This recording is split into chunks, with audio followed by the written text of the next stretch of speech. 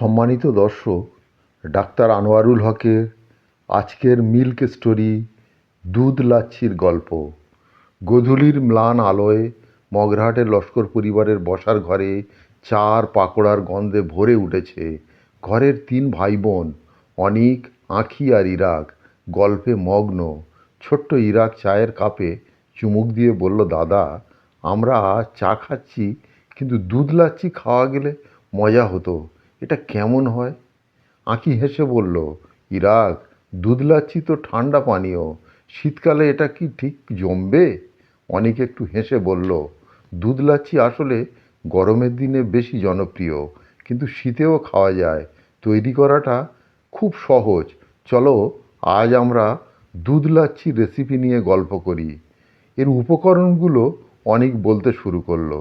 লাচ্ছি বানানোর জন্য যা যা লাগে তা হলো দই 1 কাপ, ঠান্ডা দুধ 1 কাপ, চিনি স্বাদ অনুযায়ী, গোলাপ জল 1 থেকে 2 চামচ, বরফ কুচি ইচ্ছে মতো, সাজানোর জন্য পেস্তা বা কাজু বাদাম। তৈরির পদ্ধতির মধ্যে রয়েছে, প্রথমে মিশ্রণ পাত্রে দই আর ঠান্ডা দুধ ঢালতে হবে। এরপর যোগ করতে হবে। এরপর চিনি যোগ করে ভালো করে ফোটাতে হবে যতক্ষণ না মিশ্রণ ফেনার মতো হয়ে যায়। তারপর গোলাপ জল আর বরফ কুচি দিয়ে আরেকটু নেড়ে নিতে হবে। পরিবেশনের আগে গ্লাসে ঢেলে ওপরের কাজু বাদাম ছিটিয়ে দিলে তৈরি দুধ লাচ্ছি। এর উপকারিতা আছে অনেক কিছু। আঁখি যোগ করল, লাচ্ছির অনেক উপকারিতা আছে। গরমে শরীর ঠান্ডা রাখে, হজম ভালো রাখে, দুধ আর দইয়ের প্রচুর ক্যালসিয়াম থাকে যা হাড়ের জন্য উপকারী। গোলাপ জল মন ভালো করে দেয় আর মনকে সতেজতা বাড়ায়। ইরাক উত্তেজিত হয়ে বলল, তাহলে এটা তো প্রতিদিনই খাওয়া উচিত। এর অপকারিতারও কিছু আছে।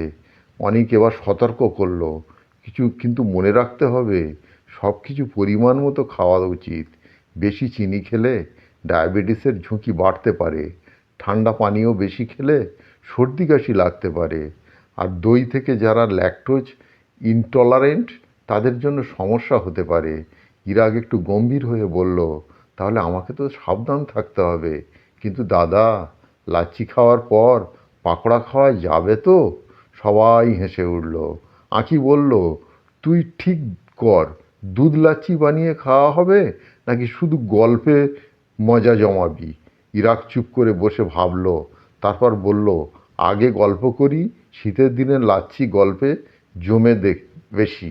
অনেক দিন অনেক আর আঁখি অনেকক্ষণ ধরে হেসে গড়াগড়ি খেয়ে গেল। গোধূলি পেরিয়ে রাত নেমে এলো, কিন্তু লস্কর পরিবারের ঘরটা গল্প, হাসি ঠাট্টা আর মৃদু আলোয় ভরে রইল। তো সুপ্রিয় দর্শক, আজকের এই মিল্ক স্টোরি ডাক্তার আনোয়ারুল হকের লেখা যদি আপনাদের ভালো লেগে থাকে, এইরকম গল্প প্রতিদিন এই চ্যানেলে পাওয়ার জন্যে চ্যানেলটিকে সাবস্ক্রাইব করে রাখতে পারেন। আর ভিডিওটিকে লাইক ও শেয়ার করুন। ভালো থাকুন, সুস্থ থাকুন।